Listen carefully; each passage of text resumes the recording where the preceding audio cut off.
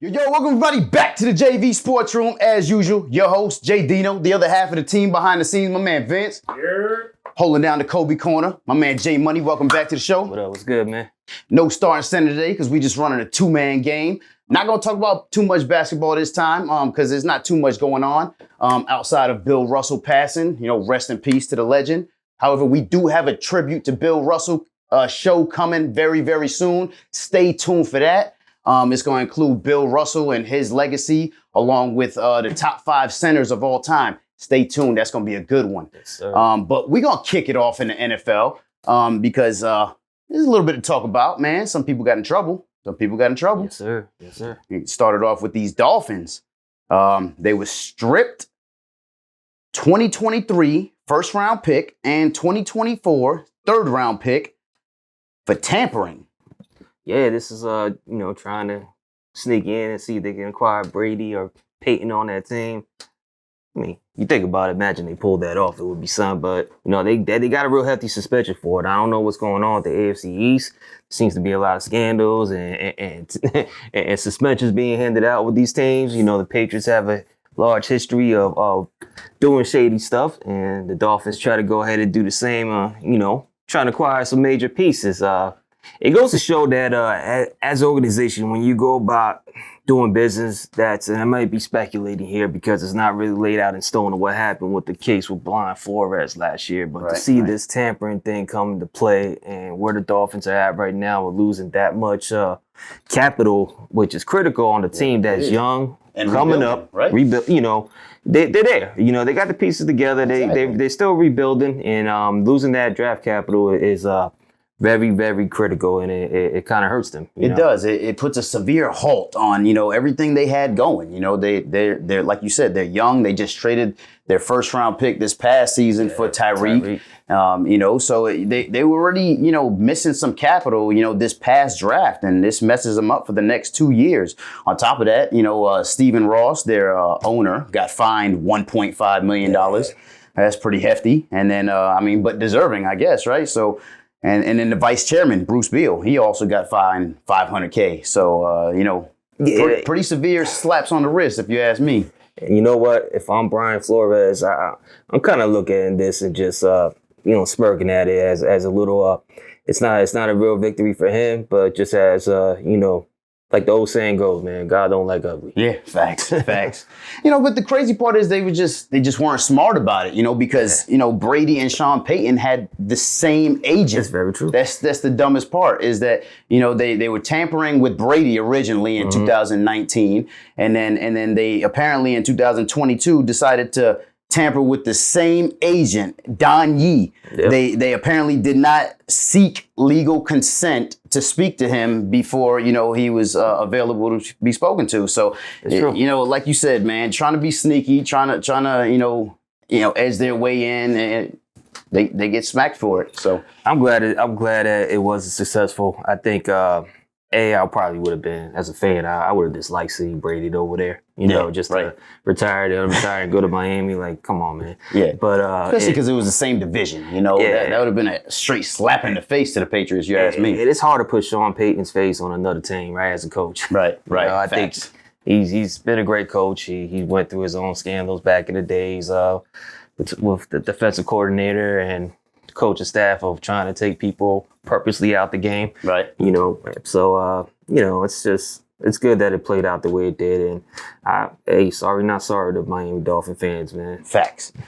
And sorry, not sorry to Deshaun Watson, who also got a pretty hefty suspension himself.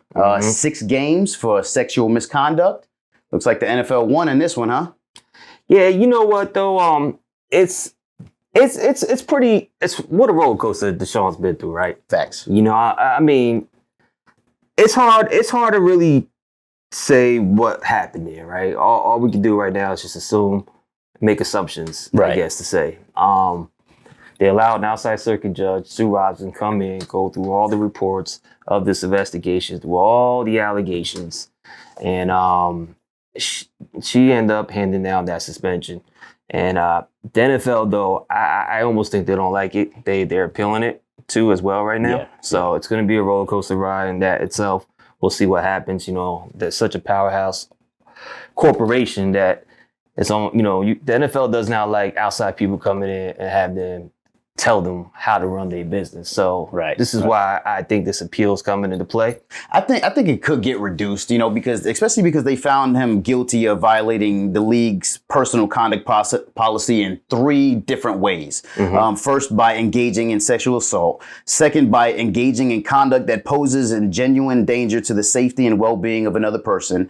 And third, by engaging in conduct that undermines and puts the integrity of the NFL at risk.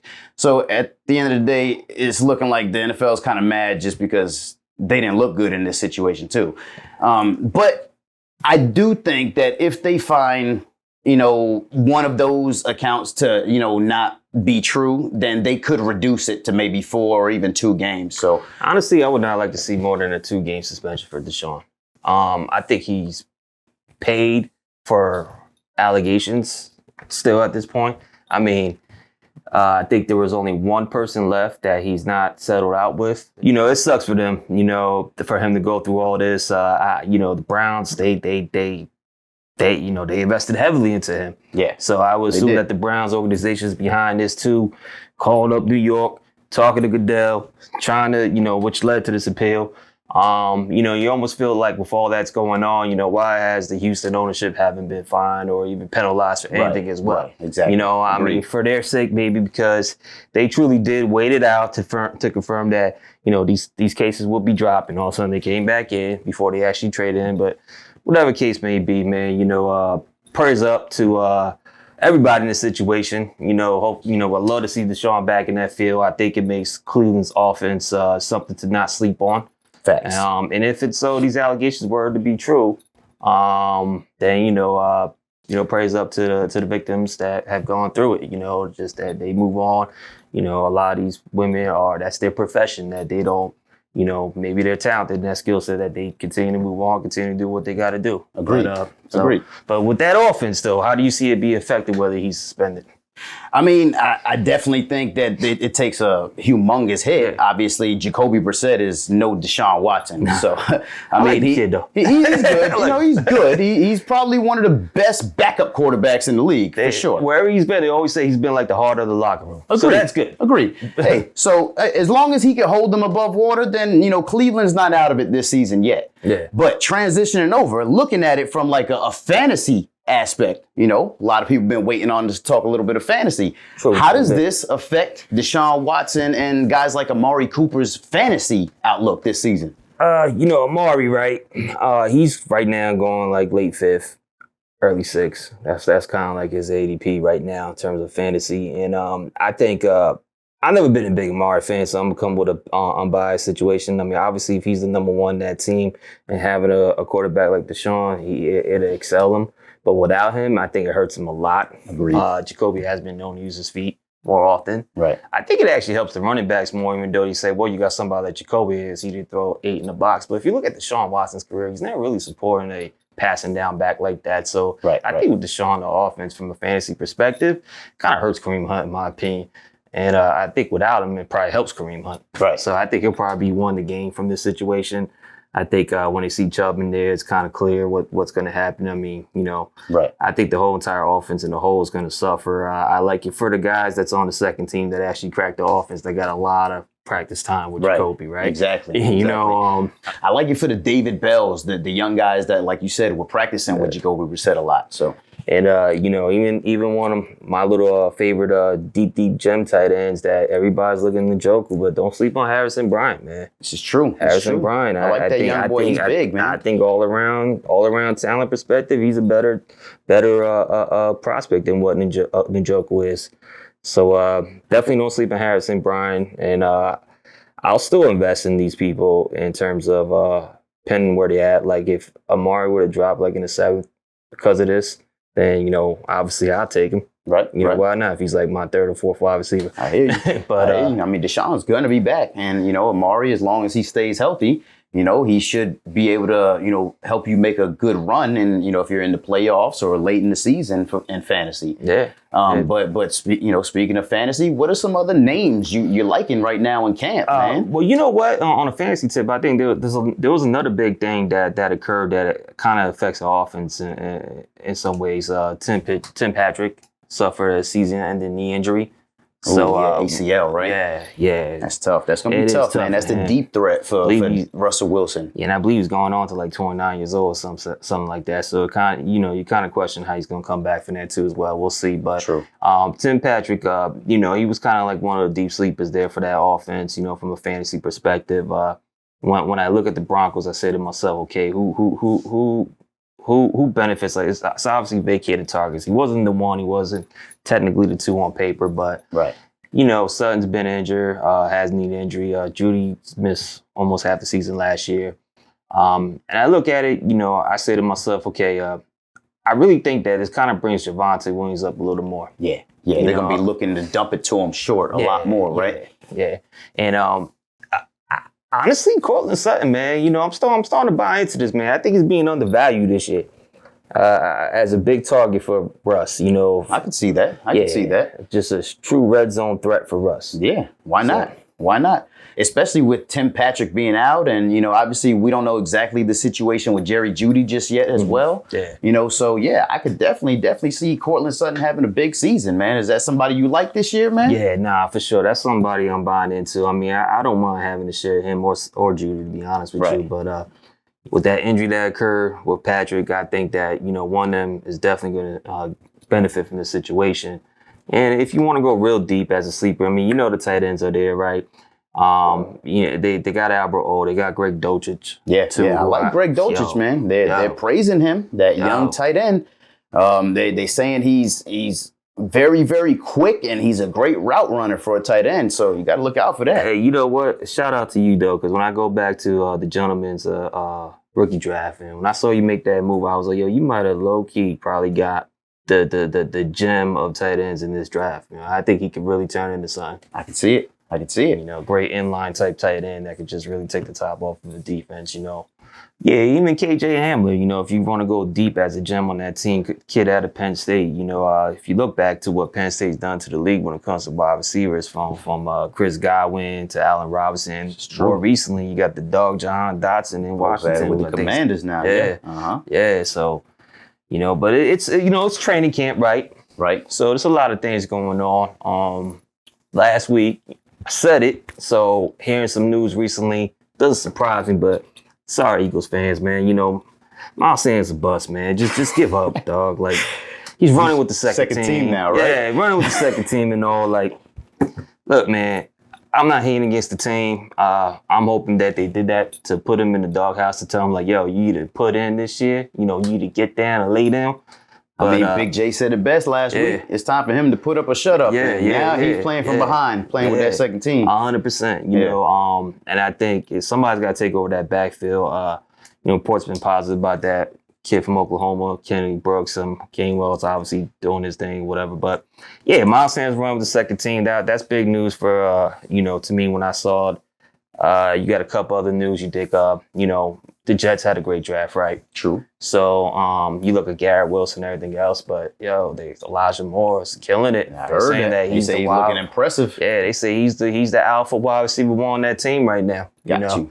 So I think that's pretty big, and I like that coming out of Ole Miss. We've seen what DK and AJ has done for the league for these past few years, but yeah. So when you think about CEH, right, it's crazy to know that KC, they took him in the last pick of the first round of 2020 draft. Years ago, right? Yeah. So they took him over Swift, JT, Cam, and I know Dobbins been injured, but the talent, the upside is there with Dobbins. Yeah. They reached on him, huh? I mean, Logan said it. You can't be small and slow. Yeah. You can't. But that was his boy when he came out. All right, well, who you like? With CEH falling in your rankings. Honestly, I like the kid out of Rutgers, man. Kid's got a lot of heart. Isaiah Pacheco, man. He's been running with the first team. He's been amping him up. Yeah, he's been looking good. Yeah, and oddly enough, I know it's crazy for the Chiefs fans that are watching them in training camp. He's rocking the number 10. Yeah. He's rocking, baby. He's rocking the number 10. So, you know, we'll see how that play out, man. But I'm all game for it. But yo, big up to your Giants, man. Yo, you're a rookie. And I'll admit, when y'all took that pick, I was like, really? But he grew on to me, man. People question him. Wandale Robinson has grew on to me. People question him. Yo, he's running with the first team. He's taking handoffs. Oh. They're already saying, you know, Kenny Golladay and Daniel Jones really don't have any type of connect. So he's already making that connect with Daniel Jones. Yeah. I mean, could be a late sleeper gem, man. Nah, I agree. And I think the other another player that I like as far as it's two other rookie wide receivers that have been looking really good in camp that I gotta mention. First, I think, you know, we said it back when we did the draft preview, and I remember ending one of the shows, right? I said Romeo Doubs over Christian Watson.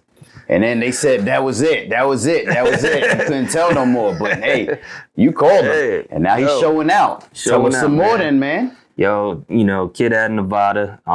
They saying he's unguardable right now in camp, you know. And we gotta take some things in the first week of training camp with a grain of salt, right? You know, a lot of these teams when they first go into camp, all teams, honestly, I wouldn't say a lot of teams, you know, they come in, they run without pads. The pads are starting to come on. Yeah, the reports are still good with these names that I'm mentioning. Right. So and it helps that, you know, Christian Watson unfortunately has been injured early in camp so far. So Romeo Doubs out there showing out, man. I like it. And a rookie that I think got Give us one last one. Give us one last one. We can't give him too many. Yeah, he got slept on in the dynasty rankings, and I'm so glad he fell into my hands, man. But yo, there's an alpha in Pittsburgh now, George Pickens. That boy's nice, man. That boy's looking like a monster right now, man. Chase Claypool having a problem staying on the field again. He's gone next year, man. He is. Deontay's they're in this little contract disagreement. I think even Deontay Johnson does extend that. That's the alpha number one for sure. And we're gonna start seeing glimpses of it in the second half of the season about like what is gonna be in Pitt for the 2023 season. Agreed, man. But I definitely like Pickens, man, and it sucks, man, because on draft day, you remember Chase Claypool, we said it, he came out and he announced his successor. He announced the guy that was going to take his place. That's foul, right? And sure enough, he did. George Pickens, man. Right. Good call. I like that, man. But that's all we're going to give him for today, J Money. All right, for sure. All right, man. I'll tame it down. Can't give him too many. Like I said, we're going to keep this one brief, man. But I appreciate you holding down that Kobe corner. Always, yo. Hey, by the way, y'all, check out the Hall of Fame game tonight. You know, it's time. The season's begun. I know it's probably not the game you want to see all the starters, but Jacksonville against Las Vegas tonight, Hall of Fame game. Let's welcome in the NFL season. Yeah, absolutely. Absolutely. I mean, they said no Trevor Lawrence, no Travis Etienne, but, you know, just the feel of some football again, right? I was going to say a name about what I want to see, but it's no more. That's it. Gotta cut you off. CASHAPP, we got you. Support the JV Sports Room. You know, I'll shoot you some information if you need help to win your league. Facts, man. Thank you guys for watching, man. Make sure you check us out at sportjv.com. Support the merch. Follow us on Facebook, Instagram, and Twitter. Like he said, Cash App us at $ JV Sports Room if you want to support the show. And obviously, if you haven't yet, make sure you like and subscribe. Mash that button on YouTube.